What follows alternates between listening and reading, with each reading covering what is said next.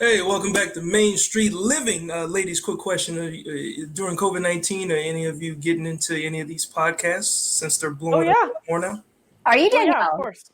Yes, yeah. I needed a little break from the Bill Simmons podcast after him and Ryan Rossello the other day. I don't know if anybody saw that. It was needed a break. So if you're looking for something besides, Bill Simmons or Joe Rogan, our very own Adam Finkelstein is back, and he has a podcast. It's called The Upside with Adam Finkelstein. It's going to be on Your View Sports on our YouTube channel or also on yourview.com. It's going to be all things basketball, but of course, right now, going to be taking a look at race relations. So this episode, he's joined by Dr. Scott Brooks, who's the director of research at the Global Sports Institute at Arizona State. So we can take a quick look at some of that hour-long interview right here. We hear the word systemic racism or institutionalized racism, and I think people don't really understand the history behind that and what that really means. Yeah, I'm going to start with making a quick plug for a fellow academic, and that's Ibram Kendi X. He has a book out now, How to Be an Anti-Racist. And what we're really talking about, and I love the way that he puts it, it's looking at race or understanding race as power first and foremost, right? So that we're in a country with all these different people of different races, ethnicities, of course, sex, sexuality, and the like. And in this context, there's power that's operating underneath, and it is largely invisible for most folks unless you feel it work against you. And so if we're talking about patriarchy, this is how women feel power working against them. We see it in the pay inequity.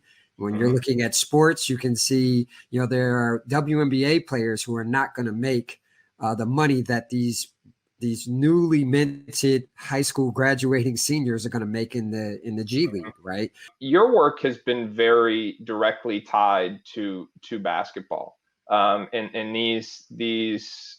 so it seems like there's a connection that you identify with as well, with these issues you study and the game of basketball. Yeah, I'll tell you, we continue to look to sport to lead us, particularly in social issues. And I think that it is an accurate statement to say that sports really do help shed light on some of the issues, some of our social ills, that athletes are very powerful proponents, and that they can push the debates and the conversations forward. But I also think that we have relied too much and become soft in our thinking that sport actually does or gets us out of, doesn't replicate society. It actually does. And historically, so one of the things that I love to shed this light on with students. So I'm also a sociology professor. For 15 years, I've been teaching sociology of sport, of course, as well as just intro to sociology. And I ask my students about the dominance of Black men and Black women more as well, but the dominance of Blacks in basketball. And I often couch it in, the so-called dominance of Blacks in sport in general. And what you find is that while we're seen as being dominant and naturally athletically superior, when you look across college sports and at most big time schools, you're talking about 19 to 20 sports, right, within one university. Blacks are really only in 3 sports. And so this perception is pretty skewed, right? We're in basketball, we're in football, we're in track and field. Outside of that, you're not going to see us disproportionately represented. Now, they're the cash sports. And so we get, the disproportionate visibility.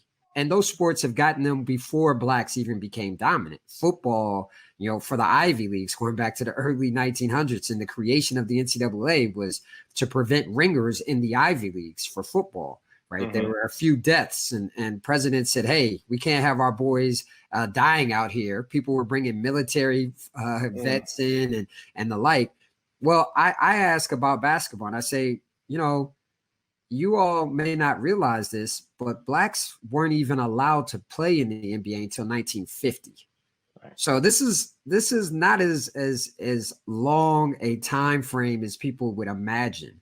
Right. Now, before that, you had the Harlem Renaissance in the 1930s. And while they won championships and they would play against the original Celtics, right, the early Boston Celtics, they were given jackets that said Negro champions, even though they had beaten everybody else, right? And so I say, now let's look at what happens in 1950. Did black men just get good then? Well, no. The Harlem Renaissance were good in 1930.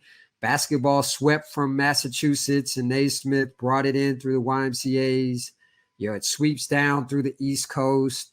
So in places like Philadelphia, the Christian Street Y, you had blacks playing basketball in the late 1800s, 1890s, but we were not allowed to play. And that, again, gets us back to power. What a moving interview there. And that was only a small section of that. In fact, you can go to yourview.com and see the interview in its entirety.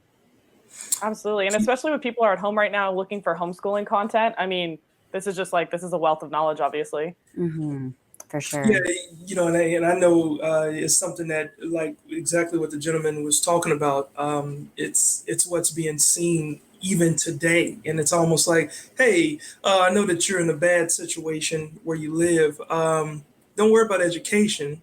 Just play the sport that you're so good at, and I'll get you $1 million contract. So it's almost like we're being told, don't worry about your education, just make some money so you can get out of this situation. And so therein comes the power as well. So yeah, absolutely.